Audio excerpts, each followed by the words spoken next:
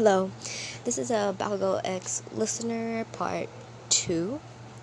If you haven't watched part 1 yet, go check my channel. Part 1 will be there. Let's just get into it.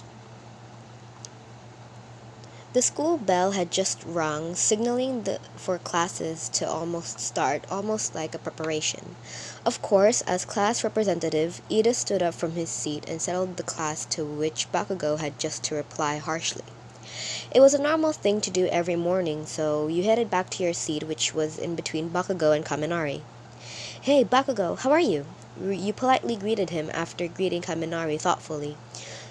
Your homeroom teacher, Aizawa Shota, was always unsurprisingly late, but it wasn't as if you guys complained though. So taking advantage of that, every day you were always determined to strike up a conversation to the hothead. "Back off, dollface," 𝐵ACUGO replied back, hitting your head with a ruler. However, shockingly, it held a soft but more of a harsh tone. It was as if he did not want you to talk to him. "Aw, don't be such a killjoy, 𝐵ACUGO," you teased. "What the hell did you just call me?" he roared. "Oh no, calm down, 𝐵ACUGO, I was just kidding.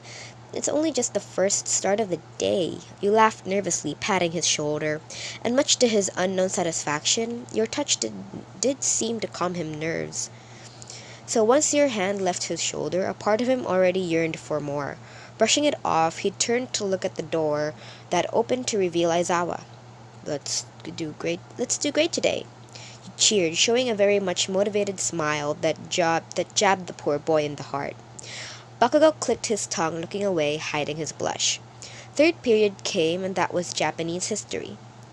"Today I will be giving you a duo assignment where you will be giving a brief introduction of our next lesson, the Heian period. This is due until next Monday. Here are your assigned partners."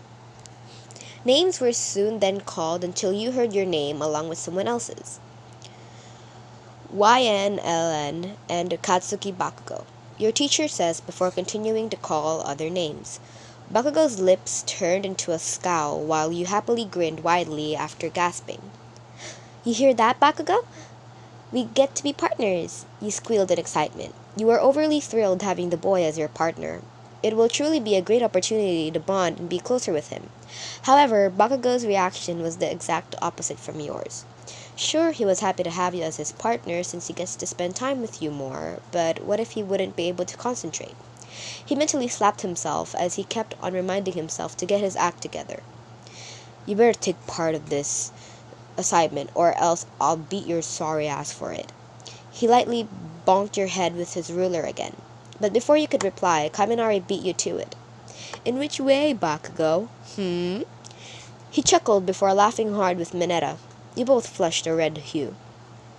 "Screw off, dunce face," 𝐵ACUGO exclaimed before throwing more insults, making the pair laugh again. "Mineta, 𝐾AMINARI," the teacher scolded, making 𝐵ACUGO smugly smirked, showing a rude finger while you satisfied a laugh.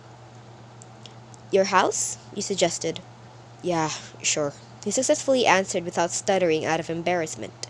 After immense support and motivation from Kirishima, 𝐵ACUGO had finally gathered his cool and courage. You planned to do it as soon as possible, so you proposed to start the work today since the both of you were free after school. Basically, it will just be the both of you together, alone walking to his house. Just the thought of it already warmed 𝐵ACUGO both inside and out. But of course, with his rough exterior, it wasn't obvious. However, with you being around, it would obviously be much of a struggle to keep his tough act. This day was filled with thoughts, imagines, and reminders of you and himself. The last school bell had finally rung, signaling dismissal. Dismissal was your favorite time of school, although it just had been much better since you'd be hanging out with 𝐵ACUGO. You stretched your arms and legs before turning to smile at your partner. "Let's go?" 𝐵ACUGO hummed in response, grabbing his bag to sling it in his shoulder as you did the same.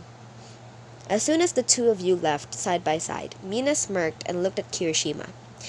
"Kirishima, I bet $5 YN will be the first to confess."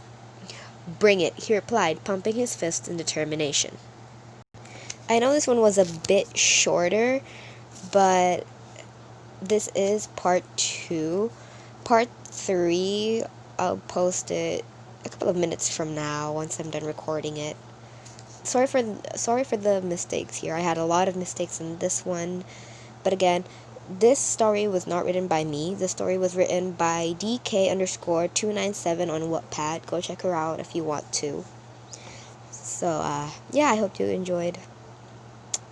Leave a like and maybe a subscribe. Hit the bell button as well if you want to. Unbeknownst to me, I suck at reading and I have a bad voice.